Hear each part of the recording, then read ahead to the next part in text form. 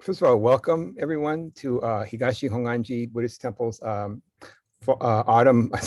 spring Ohigan seminar for 2021. I'm Reverend Peter Hata, and I will be hosting the Zoom meeting, but also Reverend Ken Yamada will be a co-host. So we're speaking of Reverend Ken Yamada, we're very pleased to have him today. And I'd like to begin by giving you a brief introduction to him. I'll just read his a little bit short bio here. Reverend Ken Yamada studied sociology with a Buddhist focus at the University of California, Berkeley, and later studied Jodo Shinshu at the Institute of Buddhist Studies in Berkeley and at Chuo Bukkyo Gakuin in Kyoto, Japan, where he was ordained. He worked as a newspaper reporter in Los Angeles, New York, and San Francisco, and later became a magazine editor. He rediscovered Buddhism, re-entered the ministry, and served 13 years as minister of Berkeley Higashi Honganji Temple. And 3 years ago, he became editor of Higashi's Shinshu Center of America, where he oversees the English publications. And so it's very diverse and kind of very interesting background that he has. And just on a personal note, I've known Reverend Ken for many years. Always enjoyed his talks and really appreciated his understanding of the Buddha Dharma. And I think particularly his ability to relate the Buddha Dharma to our everyday lives. So I'm very much looking forward to hearing him speak today. And I'm sure that you will enjoy his talk too. So without further ado, let me turn it over to Reverend Ken Yamada. Go ahead, Sensei. Thank you, Reverend Peter. Let's see, would you be spotlighting me or? Yes. Okay. Well, it's nice to see everyone. And when I was the minister of the Berkeley Temple, I had to go down to Los Angeles at least once a month for ministers' meetings, and then also for seminars and other meetings. And I calculated probably over the course of the 13 years I was at Berkeley, I went down to Los Angeles about 150 times. So it's kind of sad. I'm not able to see people in person, but at least we could visit and see each other on Zoom here. And thank you for inviting me. Today is a seminar, so it's going to be longer than an average Sunday talk. And I will divide it up into 3 parts.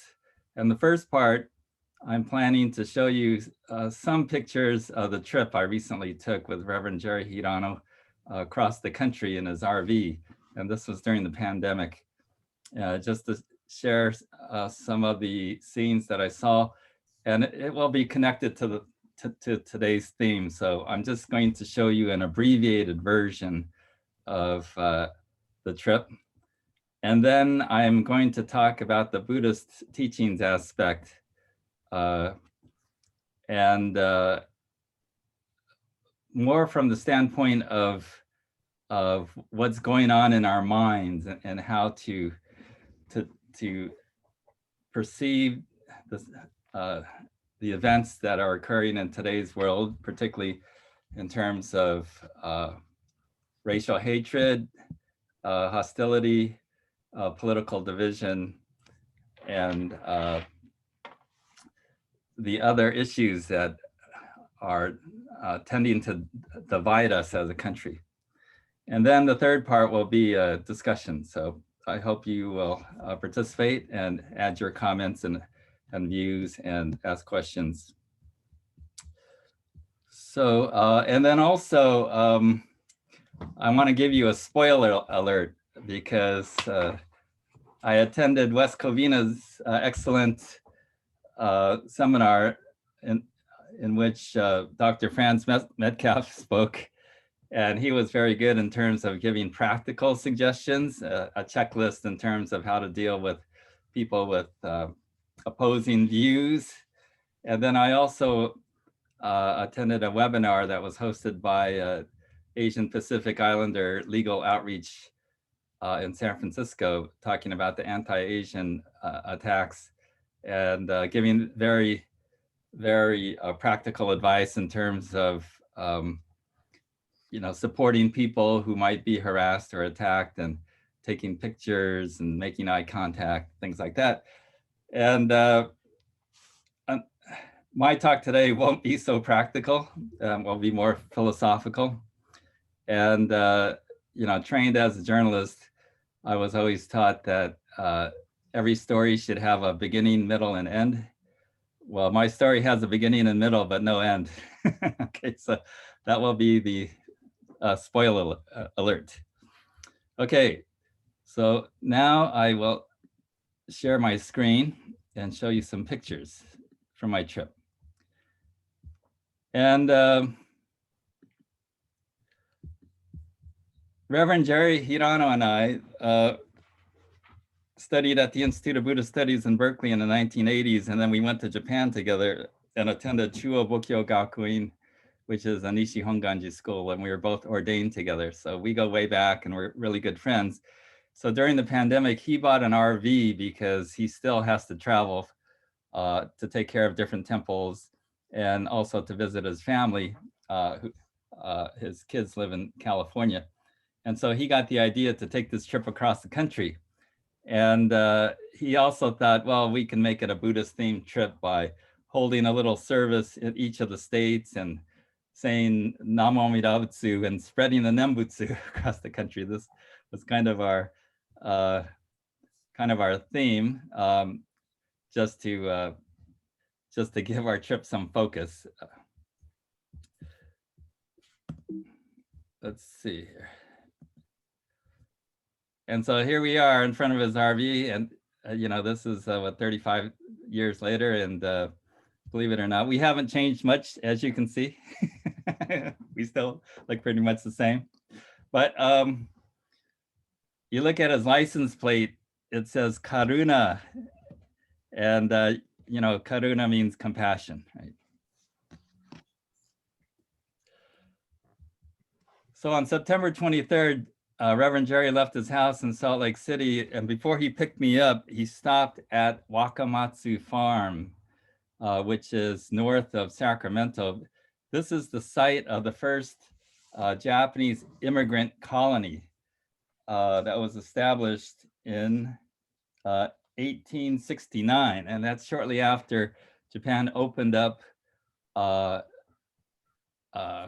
from its feudal past and became a modern country. And this is also the site of the birth of the first child from a Japanese immigrant, which means the first Japanese American, and also a maid who was brought over at the age of 17 and lived here for 2 years. She passed away, and this is her grave. So this is the site of the first grave of the first Japanese immigrant. So Reverend Jerry thought it would be a significant and very symbolic starting point.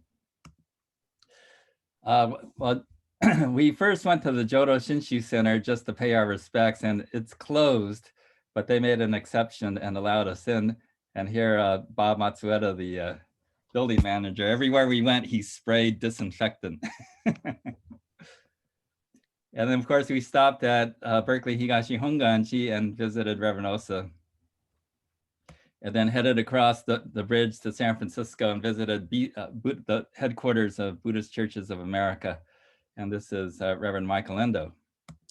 And then we went to Los Angeles and visited the Betsuin, and there's Rinban Nori-Ito there. And we also visited Orange County Buddhist Church, where Bishop Marvin Harada greeted us, and Reverend John Turner just happened to be there. We weren't allowed inside, so we conducted a short service outside the front of the temple. I just want to show you our basic route, and this route was put together by someone on the internet who used a computer and mapped out the most direct way to hit all 48 states and without backtracking. So you can see it's kind of a zigzag, and we didn't follow this route exactly, but pretty closely.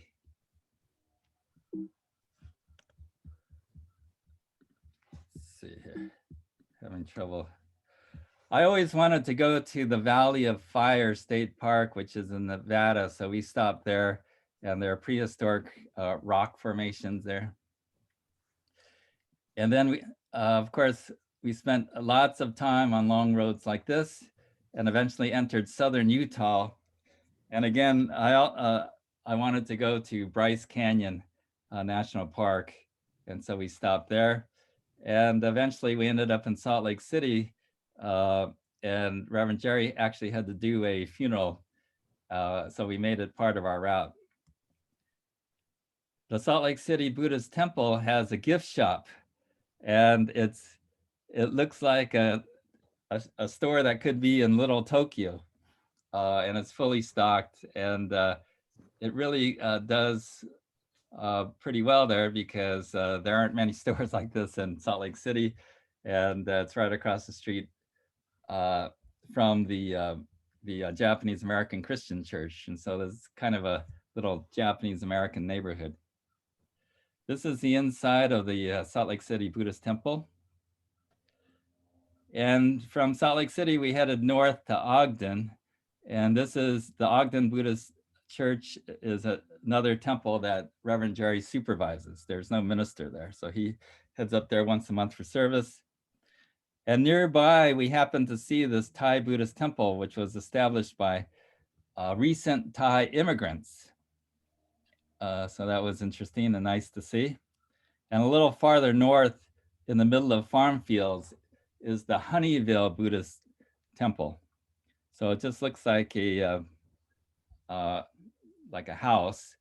And this is inside. Some ladies happen to be quilting there and social distancing. This is their hondo, which is a multi-purpose room.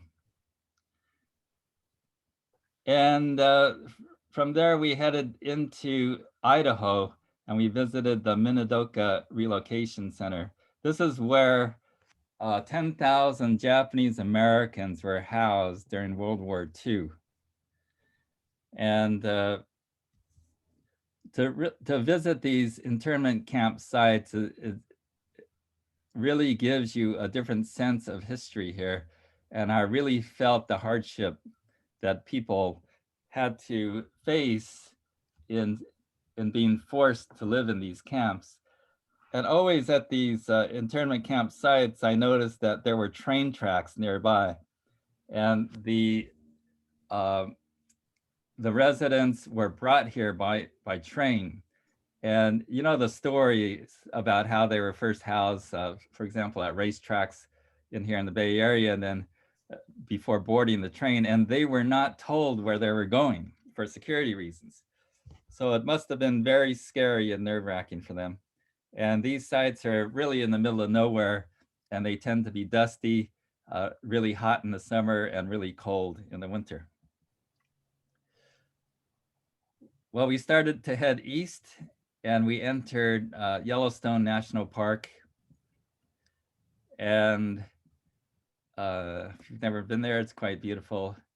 And then as you exit the park on the east end and continue heading east, you'll come upon a Heart Mountain, which is another place where Japanese Americans were housed. And here, let's see, 10,000 residents stayed here. And again, another very isolated and sad place.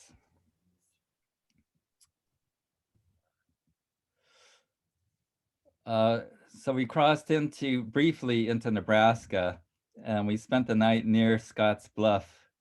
This is a national monument. And then headed south to Denver, and we stopped at the Denver Buddhist Temple. The Denver Buddhist Temple takes up half of a city block. This is the inside of it.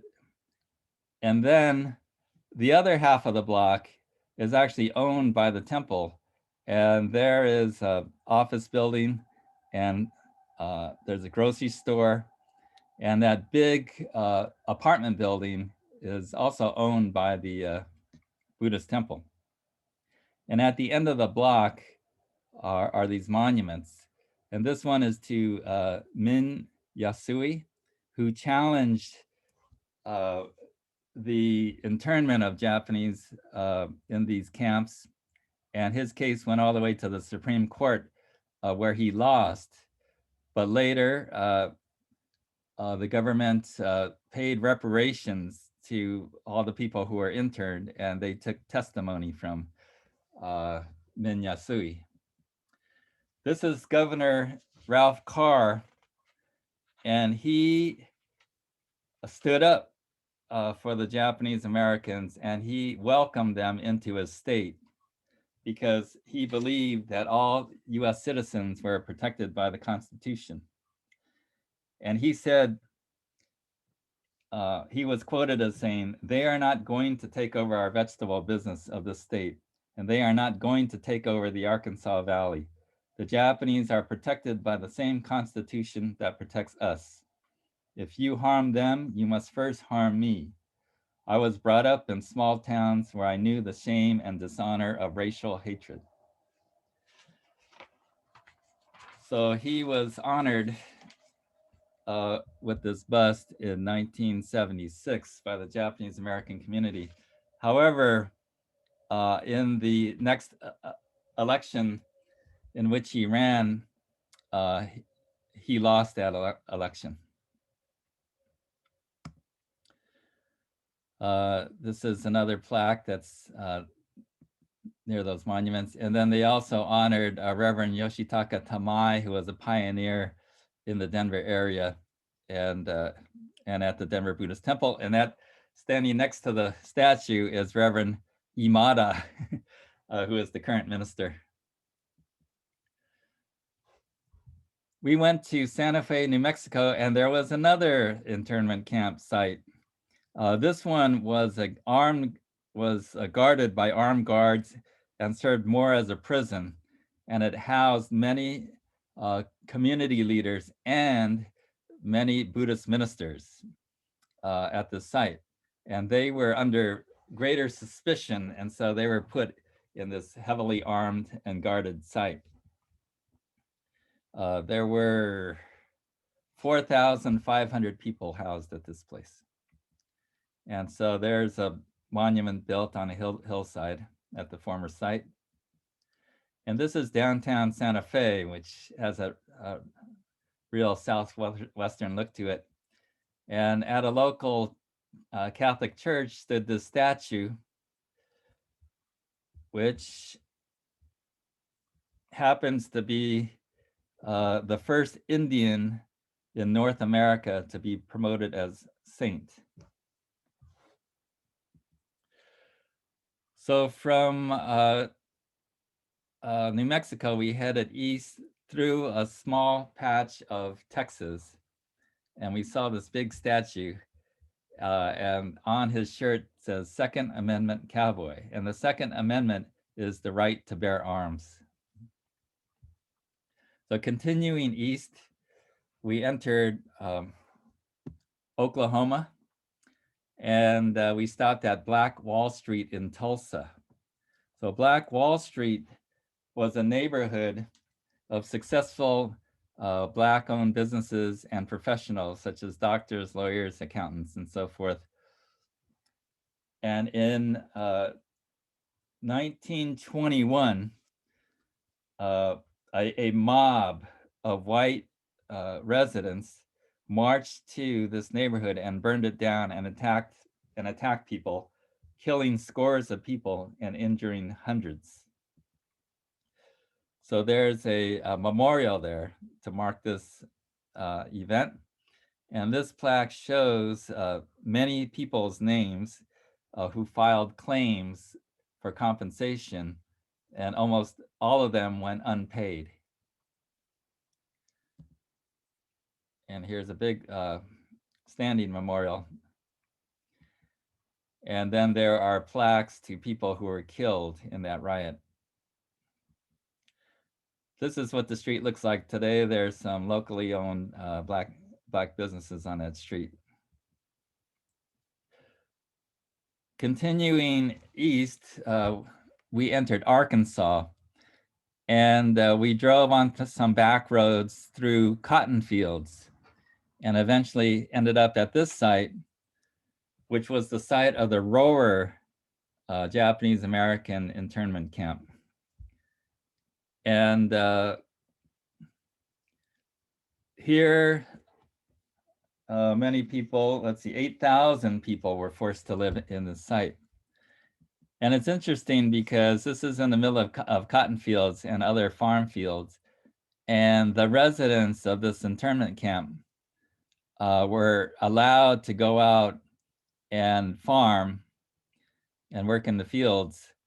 And that actually caused some tension in the local community there of Blacks and whites, because they felt that somehow these people who were in this camp were giving were giving more benefits than they could receive, because they were receiving housing and food and allowed to work. And so it was a very strange situation. And this is in the deep South. So this is kind of a little known event that occurred during World War II. So some other signs here from that camp. We saw many signs for Trump, and this was during the campaign. So this is at the end of September and October.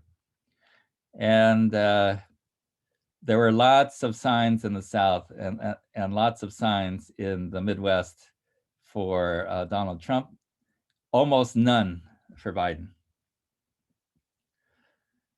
In Memphis, we decided to see Elvis's home, Graceland, and in the backyard are these religious statues and his grave, and along with the grave of his parents.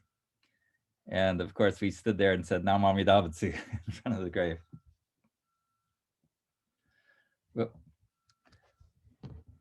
You know, gas prices outside of California are so much cheaper.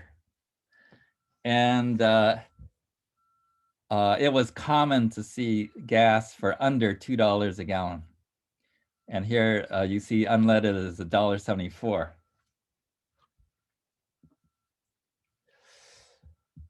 We stopped at Vicksburg, Mississippi. This is a site of an historic Civil War battle. And in this monument, you see Abraham Lincoln and Ulysses S. Grant are honored here. And in this battlefield here, the Union soldiers fought against the Confederacy, and they won that battle, which allowed them to control the Mississippi River.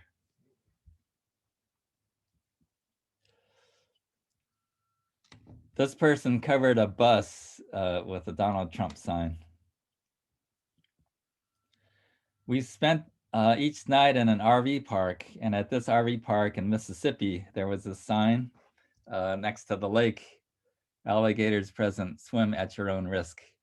So we decided not to go swimming.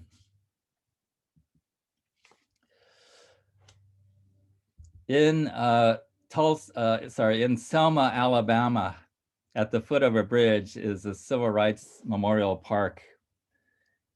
This is to commemorate and remember there were race riots near here, and the Ku Klux Klan was active in this area. And in fact, this bridge was named after a Klan leader, Edmund Pettus. So in 1965, hundreds of protesters for civil rights marched across this bridge, led by John Lewis, who later became a US congressman, and he passed away last year. And once they crossed the bridge and entered the city of Selma, they were beaten by police, a scene that was captured on national TV. And that really shocked the nation as to the problems that were happening here. And so Martin Luther King came to Selma and led a march, which eventually resulted in 25,000 people marching from Selma to the state capital of Birmingham. So these are other monuments that are near that bridge. In Birmingham, Alabama, the state capital, this group, the Southern Poverty Law Center, has fought for civil rights since 1971. And they installed a monument to the civil rights battle here. And this monument was designed by Maya Lin, who's a Chinese-American architect who also designed the Vietnam War Memorial. So then we entered Georgia. And in Georgia, we saw this giant Confederate flag flying next to the freeway. And also in Georgia, we saw two giant highway billboards, both of which said, only God and Donald Trump can save our country. So it was kind of shocking for us to see these kinds of signs. And many of the highway billboards are paid by Christian groups. And here this one says, have you made a decision, ... Jesus. And if you want more information, you can go to iwillbeback.org. So then we drove south to Florida, and Reverend Jerry is a fan of Disney World, which happened to be open, and they took very strenuous COVID prevention measures, taking everyone's temperature, requiring masks and social distancing. So actually I felt pretty safe there. But I took a picture of this Buddha statue that was in a store in the China section of Epcot Center. And I noticed that people were putting money on the statue, probably hoping that this Buddha would help them achieve their worldly desires. So I just want you to know this is the incorrect way to pay homage to the Buddha. So here's our trip so far. So now we're down here in Florida, and we're gonna head up the eastern seaboard.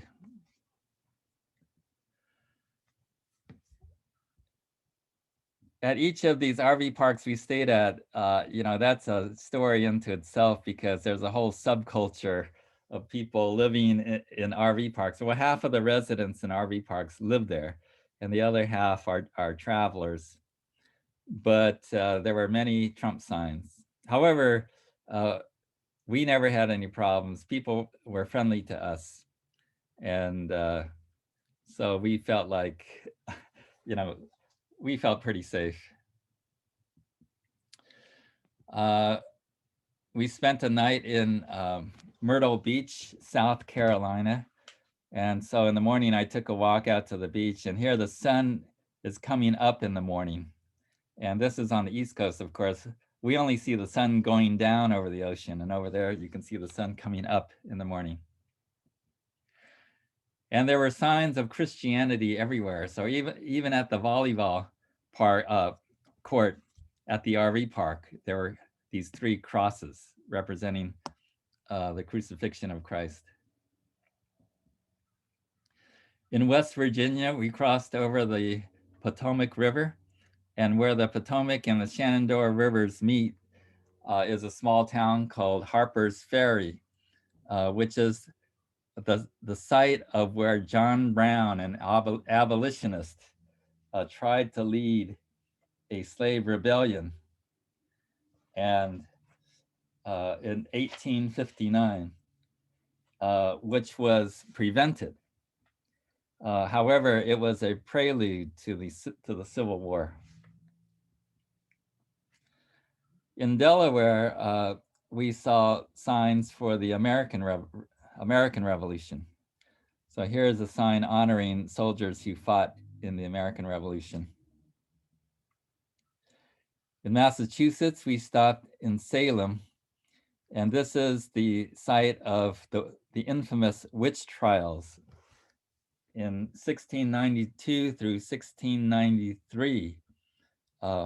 Women and men were put on trial and accused of practicing witchcraft, and many of them were tortured and killed, unfairly accused of witchcraft.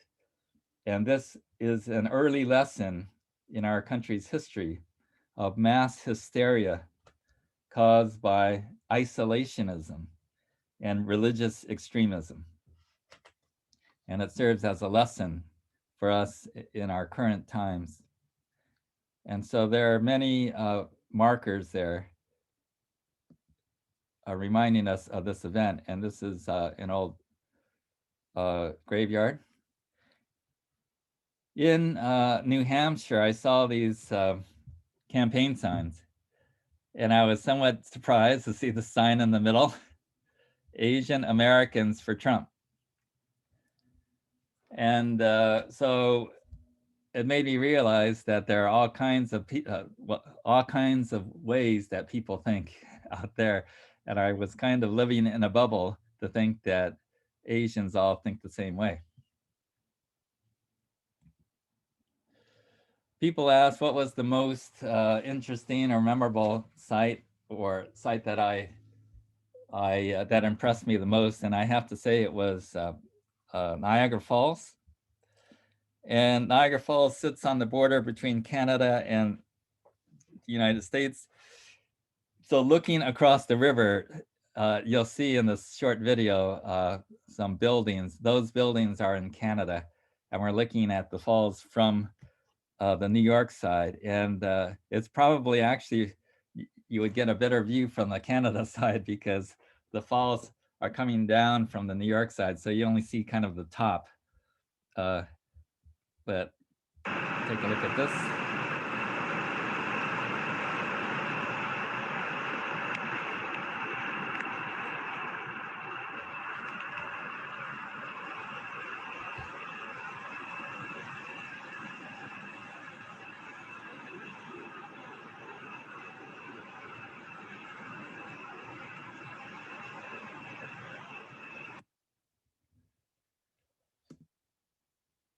Of course, we saw the fall colors, and this is a picture I took in Ohio. And so you see the really brilliant fall colors there. It's really beautiful. And some of the states, we just barely crossed over the state line just to say we went there. And Michigan was a case like that, where we crossed over the state line. And it really struck me how actually most of the country is rural and farmland like this. And we drove through many small towns and lots of farming areas, and the most notable buildings tended to be churches. So here's an unusual looking church. And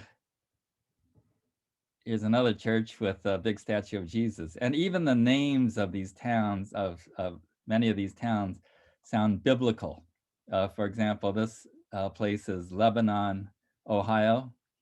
Other city names were Bethlehem, Moab, Kingdom City, for example.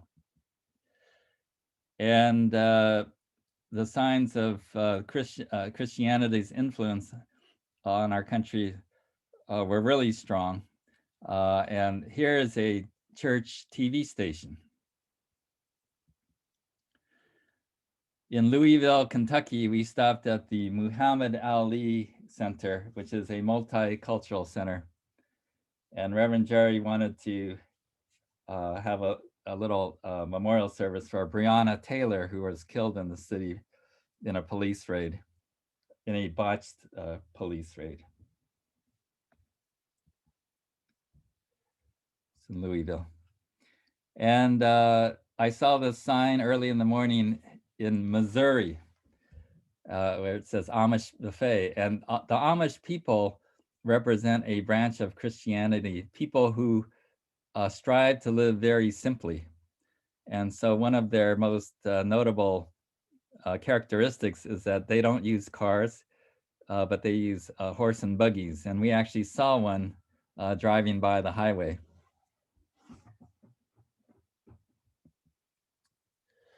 Again, more Trump signs. And a lot of Dollar General stores. There seemed to be a Dollar General store in every little town and village we drove through.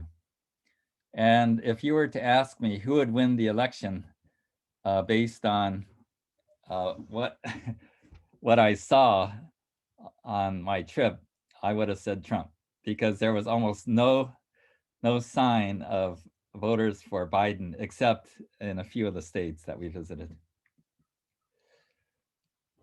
This is a gift shop near the Ozarks in Missouri. And Reverend Jerry is a big fan of buying souvenirs, so he wanted to go in. And I went in for just a minute, and then I saw all the people who were not wearing masks, and so I rushed out. Again, more Christian billboards. And once we headed into Iowa and started going north towards Michigan, it started to snow, and the snow never let up until we reached the West Coast. So in Minneapolis, we wanted to go by the place where the George Floyd protests were taking place, which is the spot where he was killed by a police officer. And it was a freezing Sunday afternoon when we went. That whole area is blocked off to traffic. And there are signs everywhere. And this is a spot where he was killed. And our very own California rebels, Angela Davis and Huey Newton of the Black Panthers. And even though it was a frigid Sunday afternoon and it was snowing, their protesters were at the site. More Mayans are in juvenile correction facilities. How many more Mayans are being sent to the principal's office for something they never did? Yet you have white men commit crimes and get 2-3 months. A slap on the wrist to the judges to say they got the whole life ahead of them. Black men have their entire lives ahead of them, and they throw their youth away. You remember when you were... We entered North Dakota and South Dakota, and both states are really flat and just plains as far as the eye can see. So we drove hours and hours and hundreds of miles across the state without seeing very much. And even the towns are very small.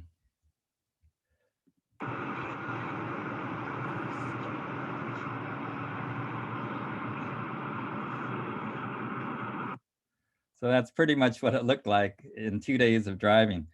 And I could really sense why people did not fear the pandemic, because they live so far apart and in such a remote area. It's hard to imagine that the pandemic would be a threat to you. And of course, those two states had some of the worst outbreaks of the pandemic since that time. This was a 50-foot statue that we saw at a roadside stop in South Dakota. And this statue honors Lakota and Dakota tribe women, and it's called Destiny. And I might point out that now our new Interior Secretary is the first Native American to hold that spot, and her name is Deb Howland. And she represents some of these Lakota people. Oops. For the night, we stopped at an RV park in the snow and in South Dakota. And it was really cold, but the next morning we saw a nice sunrise, but then I checked the temperature and it was 7 degrees. And all the water and pipes inside of the RV had frozen, even though we used a heater, which is supposed to keep the pipes warm and the water from freezing, but I guess the RV wasn't prepared for such cold weather. And in South Dakota is Mount Rushmore, a tribute to American presidents. However, a short drive away is, and still being carved, is a tribute to the Native American chief Crazy Horse. And Crazy Horse fought against his peoples being forced into reservations. And he also fought in the Battle of Little Bighorn against General George Custer. And so it's quite a statement to have this monument to Crazy Horse near Mount Rushmore. And the Crazy Horse monument is so much bigger than Mount Rushmore. Eventually, the monument is supposed to have this kind of profile here, so it has a long way to go. So finally, we started heading back west, and it was long drives through Wyoming, Montana. This is a shot I took in Montana, and then across Idaho, and finally into Washington. And then across the Columbia River, which separates Washington from Oregon, that's Mount Hood. And then finally into California, this is Mount Shasta. And we made it home. So we covered 48 states in 36 days and more than 13,000 miles. And before the trip, friends had worried that we would encounter racism and discrimination, especially in the South. But on the contrary, the people that we met were friendly and nice. We saw different responses to the pandemic, from strict protocols to business as usual. And almost everywhere, we felt the importance of religion, especially Christianity. And in this election year, the signs of division were loud and strong. But Buddhism teaches that we're all connected and tied together. And these roads traveled, especially the interstates, represented to me a metaphor that we're all tied together in these karmic bonds. People try to live the best they can, work, make a living, and live in peace. We have more in common than differences. The Buddha diagnosed the problem long ago, that we live in a world of interdependence, but our ignorance blinds us. But truly, our lives are tied to our country, community, and each other. Looking back, I'm amazed at this country's natural beauty, its various communities, but also its painful history. I hope that we'll finally come together and realize the oneness of our lives. So this concludes my part one. And I have a little PowerPoint now to talk about the Buddha's teachings. And in Buddhism, we have the Four Noble Truths. And the basic problem in life is outlined by the Four Noble Truths, which is, in life there's suffering. That suffering is caused by ignorance. So to treat ignorance, we need wisdom. And so the fourth noble truth is to walk on this path of wisdom.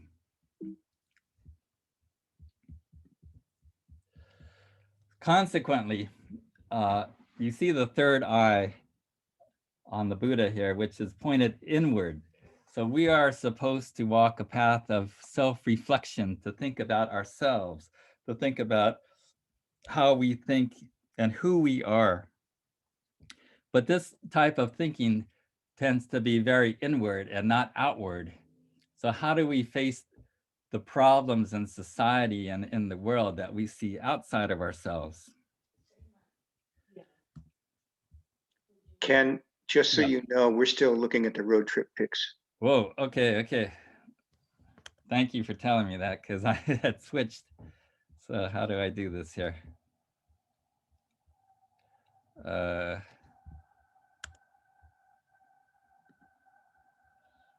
Let's see, how do I get, oh, so I guess I'll stop share and share my other screen here. Sorry about that, you guys.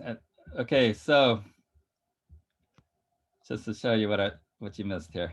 I talked about the Four Noble Truths here and how we are encouraged to look inward. And so we have the Buddha symbolism of a third eye, and that third eye is looking inward, but it tends to make us sometimes too inward thinking, and people think maybe too passive. So how are we to deal with problems in society? Reverend Junsho Tamamitsu is a Higashi Honganji minister and a prominent teacher who does a lot of social activism, and he has written about it and talked about it. And he came to Hawaii 2 times and gave seminars there. And out of his lectures in 2001, 2002, the Hawaii district published this book. And I actually attended one of those seminars. He spoke in Japanese. It was kind of difficult to understand. And we had to wait for a translation. And I really didn't appreciate what he had to say. But in trying to understand how what Jodo Shinshu has to say about our social problems, I went back to that book and found a lot of good thoughts. And so I want to share some of them with you. Reverend Tamamitsu said, we're encouraged to ask ourselves, who am I? This process of self-reflection is not enough because we separate self from society. This self must include our historical and cultural background. It must deal with social responsibilities of the self. In this way, spirituality not only brings psychological relief, but universal awareness. And of course, this refers to our basic Buddhist teachings of interdependence, that nothing exists by itself, that all things are connected. And if we're connected, that means we are essentially one, not true, not two. This is the truth of oneness. And it also points to the truth of karma, that we are the result of many causes and conditions, and that our relationships with people and things and events are important, and we are all tied together in this way. But karma is often misinterpreted as a one-on-one relationship, meaning that if we do something good will happen, or if we do something bad might happen to us. That is not the case. We're talking about an infinite number of causes and conditions that affect our lives as the greater truth. So how are we to remedy what these teachings of ultimate truth have to do with our everyday lives? And Nagarjuna, who is considered one of the 7 masters of Pure Land Buddhism, and he lived in about the 2nd or 3rd century India. He spoke about how there are 2 truths in life, a conventional truth and ultimate truth. The conventional truth is the truth such as the sun is shining today, or I am so many years old, or I live on a certain house on a certain street. Those are all factually true, but they're not always true. Those are changing truths. And we might add that there is also the truth that I'm in conflict with others. But then we have the ultimate truth. And so in the case of weather, we can say it's impermanent, that the weather is always changing, or that my mother is this person. That will always be true, that suffering is a part of life, and that we are all interconnected and one. So how do we resolve these two truths? How are we to live? This is why we have tension and in our lives. So Reverend Tamomitsu says, Nembutsu followers have dual nationalities, their spiritual home in the Pure Land and the nation in which we live. That's why there's tension between religion and the social system. If one thinks nothing is wrong with the social system, there's no need for Jodo Shinshu. And we look to Shinran, who gave us this teaching of Nembutsu that we follow. And for Shinran, the most important lessons that he learned came from the larger sutra on the Buddha of infinite life. In other words, Amida Buddha, the larger sutra on Amida Buddha. In the larger sutra, there's the story of how Amida Buddha came to be. Before Amida Buddha became enlightened, Amida was a monk named Dharmakara. And this monk received lessons from another Buddha. And he, Dharmakara, made 48 vows. And he vowed that he would not become a Buddha unless those vows were fulfilled. And so these spokes behind the statue there represent the 48 vows. So there are 48 spokes.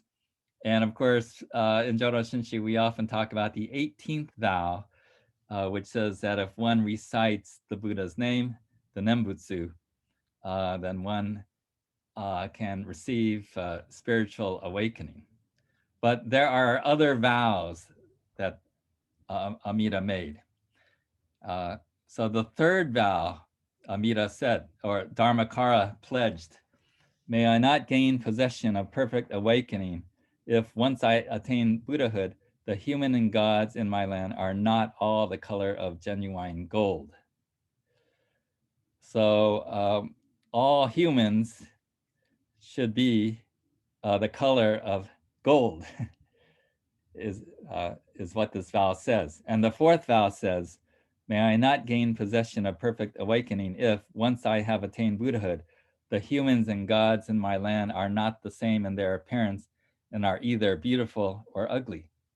So this vow says that all humans should be the same in their appearance and not be judged as beautiful or ugly. So this is these are interesting vows, but they have important lessons for us. So the color gold represents something valuable. So that means all human life is valuable, no matter who they are. All life is important and precious. The fourth vow says that in their appearance, we should not judge them. So we should not judge them as beautiful or ugly. We should not neither hate nor love them, right? We should accept them and accept their appearance. So in other words, not discriminate. Likewise, the Amida Kyo, this is the Amida Sutra, which we chant at memorial services. The Amida Sutra says, red lotuses are red, yellow lotuses are yellow, blue lotuses are blue, white lotuses are white.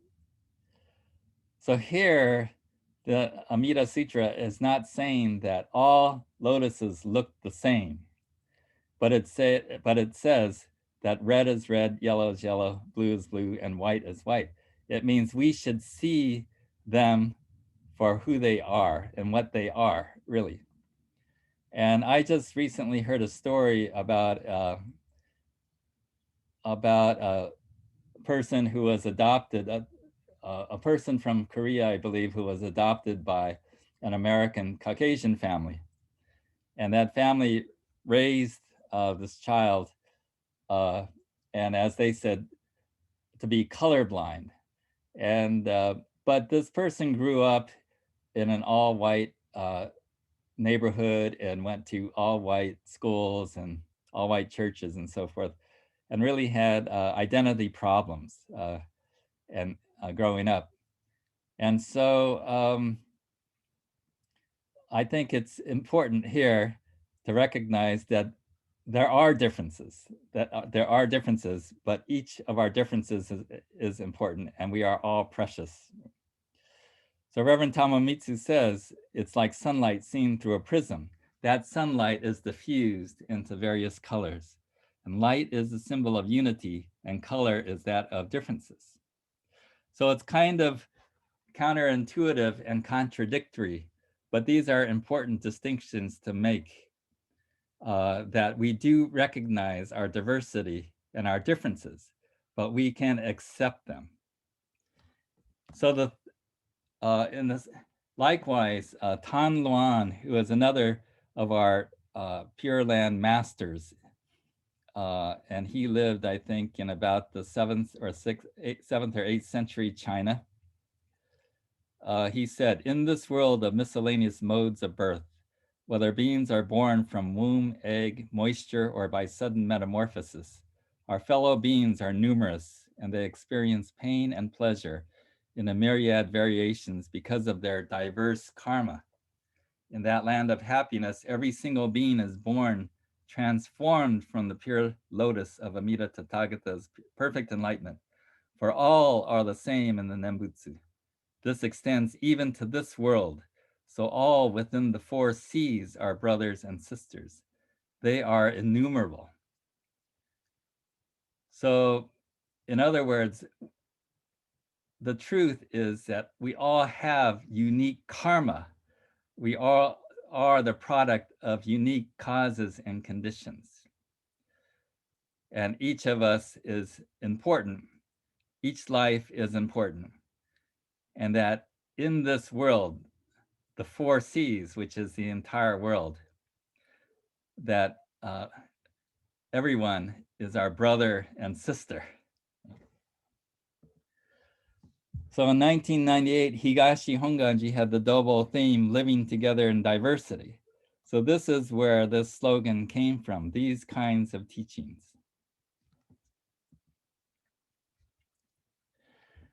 And this thought is built on the truth of non-dualism, which is oneness. Dualism is when you discriminate, is when you break the world into parts, and you discriminate between you and me and other. And likewise, with our emotions and feelings and our perception of the world, life and death, happiness and sadness, past, present, and future, they are all one and tied together. Right? So it's just to see them as one and tied together is to use a mind of non-discrimination, to start seeing the world in terms of oneness. Reverend Tamamitsu says, true spirituality is lost when religion is viewed only as providing psychological peace. We must recognize the importance of history, which transcends time and space. Again, tying together past, present, and future. Renyo writes, and he refers to the afterlife, for example, in White Ashes, which is read at funerals and memorial services. In one passage, Renyo says, the afterlife is the most important matter. He's connecting the past, present, and future for which we all share responsibility, says Reverend Tamamitsu. Before the Buddha passed away, he advised his disciples not to depend on others for one's spiritual understanding, but to be a light unto oneself. In other words, someone else can't understand the truth for you. You have to understand the truth for yourself. And in order for you to understand the truth, you must constantly question for yourself. You must challenge what you hear. You must understand for yourself in order to really grasp a true reality. So this means continually listening to the Dharma and examining ourselves daily. Unless we become independent thinkers like this, we will always rely on others. Now, Reverend Tamamitsu, he spoke in 2001 and 2002, and this was the time around the time when terrorists attacked the World Trade Center. And so in parts of his talk, he refers to those terrorist attacks. In Jodo Shinshu is a religion of interdependence and interrelationship. So we have these terms in Jodo Shinshu, Oso Eko and Genso Eko, which refers to going and returning from the Pure Land. But Reverend Tamamitsu applies this to our life, and he says this refers to a two-way dialogue, that we must be open and share what we think and listen to others. By contrast, a monologue is one-sided when you merely justify your views, judging what's good and evil, then dialogue collapses. So we must have an open mind and must be willing to listen. And he says we must use the same inquiring mind even when studying Buddhism. He says just to learn about the Four Noble Truths and to accept them, or to learn about the Eightfold Path, is a one-way monologue. He says we must question for ourselves the meaning. So in this way, he took these different ways of thinking, and he drew this dynamic here. He says in a traditional Buddhist Sangha, it represents a community of monks who share the same idea. And you see this diagram that he put together on the right side. It's like an enclosed group, right? And they just interact with each other, and they just share the same way of thinking. But he says a Jodo Shinshu Sangha is different, that each person is an independent thinker, relating to others freely and openly, questioning for themselves, engaging in dialogue for themselves with others. In this open network, each member is free to engage in dialogue with all. No one is excluded. So you look at that diagram and you see these arms extending outward in every direction, right? And there's no enclosure, there's no bubble. And, you know, after I got back in my trip, I felt like, man, we in California, and especially in the Bay Area, we're like this group on top, living in a bubble. You know, we all kind of think the same way and share the same thoughts. And we're not engaging on the outside, and we assume everyone else thinks like us. And when people don't think like us, we think they're wrong. So to be in that bubble is what Shinran Shonin is referring to in this gatha that he wrote. As the time of kalpa defilements advances, the bodies of sentient beings gradually grow smaller. Their evil and wrongdoing amid the 5 defilements increase, so that their minds are like poisonous snakes and evil dragons. And we saw an example like this with the shooting in Georgia recently that killed Asian women and other innocent victims. That the shooter seemed to be living in his own bubble without that interaction with others, with other people who could have helped him, could have helped him and could have helped him seeing the world in a different light. But instead, he remained within his own shell, and his mind became like poisonous snakes and evil dragons.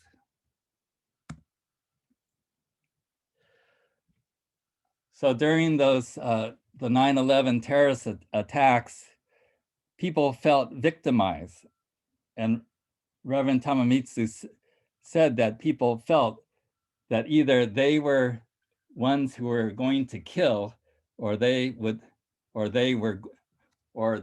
be killed. Right? So you took one side or the other. So many people felt suddenly that they were likely to be killed by terrorists. However, they didn't speak up. And so they took a passive attitude. But he said, Reverend Tamamitsu says, if you take this passive attitude, if we merely take an attitude of indifference, it already means we take the side of those who kill. Now, how could that be? Well, in our country, our government decided to start a war in Afghanistan and Iraq and ended up killing many people. So our silence resulted in people being killed. And this was a result of karmic conditions. And also, and part of those karmic conditions was our silence.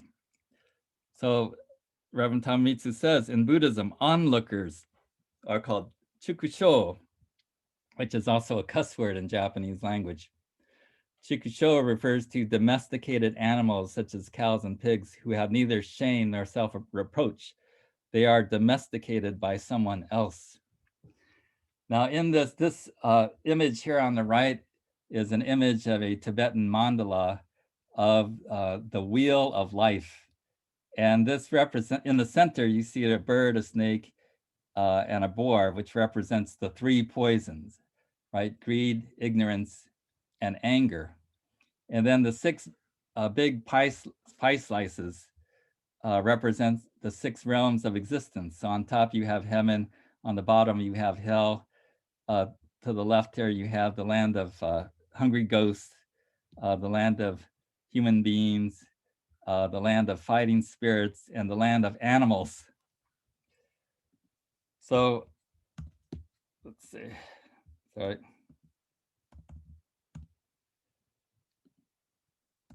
I want to make this bigger.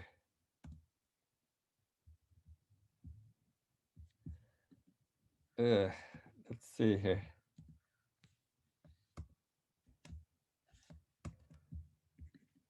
Oops, okay. I was trying to make that image bigger, but if you look on the right, you see the land of animals, right? So in Tibetan Buddhism, you see this imagery of domesticated animals here. Okay, so you know the life of Shinran. Shinran lived in a time of great turmoil, and he also personally faced religious persecution because of his teacher, Genku or Honen. And Honen and Shinran and others were persecuted and sentenced by the emperor to exile. And there were actually two priests who were executed. And Shinran wrote about this incident in the Jodo Shinshu. The emperor and his ministers, acting against the Dharma and violating human rectitude, became enraged and embittered. As a result, Master Genku, Honen, and a number of his followers, without receiving any deliberation of their alleged crimes, were summarily sentenced to death or were dispossessed of their monkhood, given secular names and consigned to distant banishment. I was among the latter. So Shinran was exiled and given a lay person's name, Fuji Kanezane, which he rejected. And instead he announced, "Hence, I am neither a monk nor one in worldly life. For this reason, I have taken the name Toku, stubble-haired, as my name." This is a declaration of defiance and independence that Shinran rejects this lay name that he was given, and he declares a name for himself. So this really signifies his independent mind. And by the way, one could be severely punished by speaking out against the emperor. And this is happening now today in Thailand. For example, if you speak against the king, you could be imprisoned. And even today in Japan, if you speak against the emperor, well, you won't be imprisoned, but there are many conservatives and right-wing politicians who are really will really target you if you go against the emperor. So it took great courage by Shinran in order to talk about his situation and to make this kind of declaration. This kind of thinking was at the foundation, I think, in the thinking that preceded Shinran. And so 150 years later, Renno Shonin was also faced religious persecution and had to flee Kyoto. He eventually established a new temple in Yoshizaki on the eastern seaboard of Japan. And he built Yoshizaki like a military fort because he was afraid of being attacked. And he actually had an army, a militia that protected him and fought on their behalf. So this militia was called the Iko-Iki. And they actually, in that Yoshizaki area, resisted a military governor there who was unfairly collecting high taxes. So they rebelled and they took control of the local government. And this was the only time when local common folk governed themselves during the samurai era. During World War II, this kind of thinking, however, was misused, and people got swept up in patriotism, nationalism, and the war hysteria. And even Jodo Shinshu ministers, well, they felt they had to encourage their members who were being drafted and sent to war. So some of them were telling people that if they died on the battlefield, they were blessed by Amida Buddha and they would surely go to the Pure Land. And hardly anyone spoke out against the war. And so in 1987, Higashi Honganji issued this apology for its behavior in World War II. They said, as we recall the war years, it was our sect that called the war a sacred war. It was we who said the heroic spirits of the war dead who have been enshrined in the Yasukuni shrine have served the great undertaking of guarding the imperial throne. They should therefore be revered for having done the great work of a bodhisattva. This was an expression of deep ignorance and shamelessness. Reverend Tamamitsu says, I think reflecting on the Pure Land provides us with a principle not only to be introspective, but also to question everything, including the social system of each nation. Jodo Shinshu teachings liberate us continuously from nationalism and absolute ideas.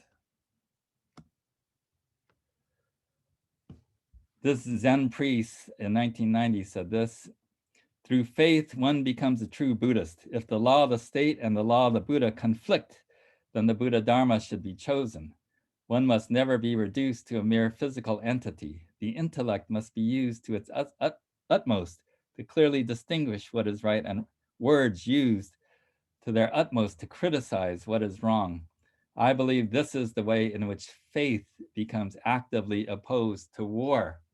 And we can substitute in there, opposed to discrimination, opposed to hatred, opposed to violence.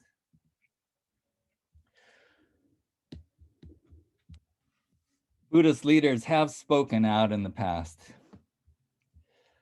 In 1937, as the Japanese military government was building up its armed forces and colonizing other countries, Reverend Shogun Takanaka of Higashi Honganji Temple spoke out and said, from a Mahayana point of view, it is improper to needlessly deprive either oneself or others of their lives, incurring an enormous cost and loss of life in the process.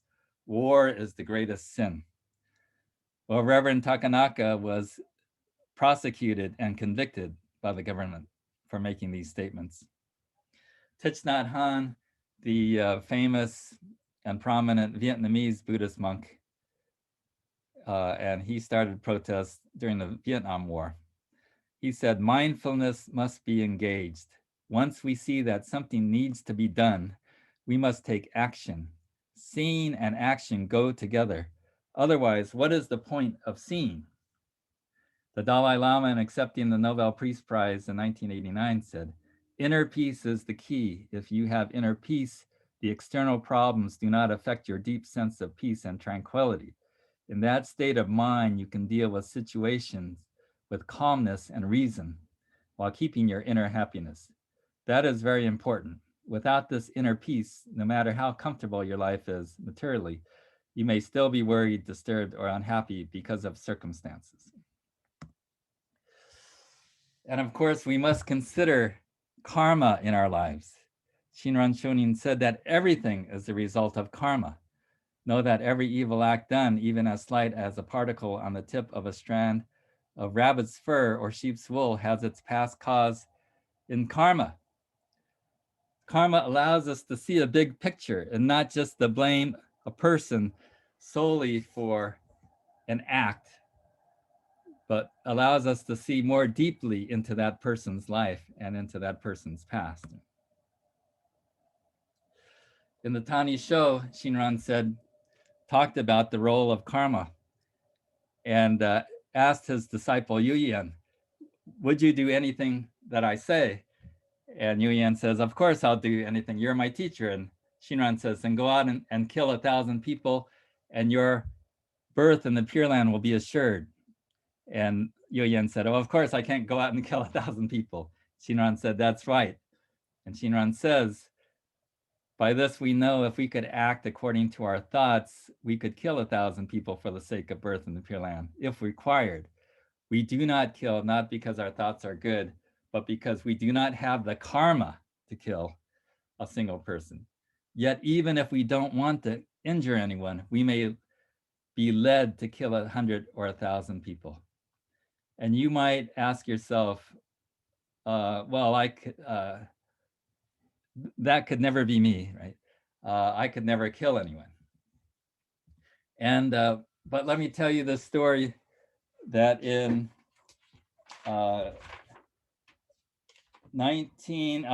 2001, a mentally ill man broke into an elementary school in Japan and with a knife killed 8 school children.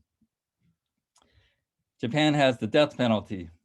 The parents of those children at the trial demanded that the death penalty be instilled. And they demanded this killer's death. And eventually that man was convicted and hanged. And so these parents became killers. But yet we tell ourselves, oh, we could never become someone who kills. Right? But if our karmic circumstances were such that we might be in a situation where we might be led to kill or injure someone. So in Shakyamuni Buddha's famous, one of his last sermons before he passed away, he gave the sermon of the finger pointing to the moon. He said, "Rely on Dharma, not on people who teach it. Rely on meaning, not the words.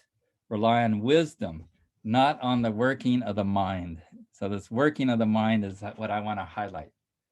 So meaning is beyond like and dislike, evil against virtue, falseness against truth. Words may have meaning, but meaning is not the words. Consider someone instructing us by pointing to the moon with his finger. To take words as the meaning is like looking at the finger and not the moon. As for wisdom, wisdom can distinguish good and evil. The mind seeks pleasure, what feels good to the ego, right? And doesn't seek what's essential. Hence, do not rely on the mind, Now, we may feel some sense of justice and gratification if those we think who are evil are punished in an extreme way, right? And so this is relying on our own mind. And this is why the Buddha is giving us the great wisdom of all Buddhas. Right? because that wisdom is infinite, It's not calculating like in our mind. So to rely on our own way of thinking is unreliable. So this is why we rely on the Buddha's wisdom. Saying Namo Amida Butsu is expressing our reliance on the Buddha's wisdom. And besides, we may feel we need to do something about injustice. We feel we need to do something about climate change. We feel we need to do something about discrimination and hatred in the world. But what can we do? What can our limited efforts do? Well, again, that is our limited thinking as human beings. We are calculating. Well, my efforts aren't going to make any difference, so why should I even do anything? This is our limited way of thinking.